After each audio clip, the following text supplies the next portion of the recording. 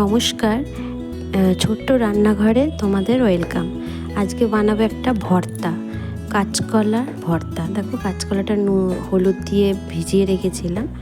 ওই জল শুদ্ধ আমি প্রেশার কুকারে সিটি মেরে নেব। তারপরে কড়াইয়ের মধ্যে তেল দিয়ে দিলাম।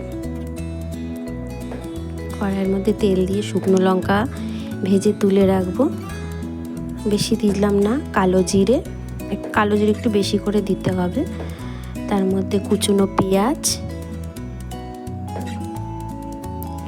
রসুন, কাঁচা লঙ্কা ভালো করে ভেজে নেব লাল করে। তার মধ্যে টমেটো, সামান্য লবণ,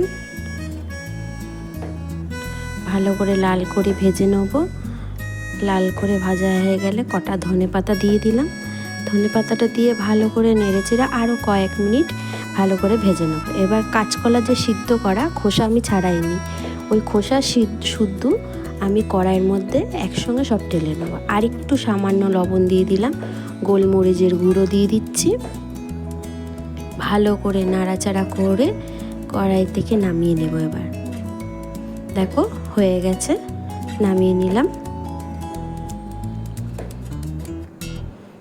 সব কড়াই থেকে নামানো হয়ে গেছে। এবার শিলে সেগুলোকে ভালো করে বেটে নেব। ভালো করে বাটা হয়ে গেছে।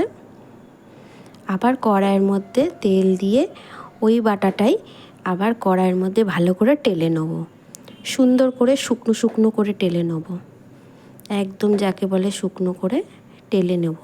দেখো একদম শুকনো করে এইভাবে সুন্দর করে টেলে রান্না করবে কাঁচকলার ভর্তা, দেখবে খুব সুন্দর লাগবে।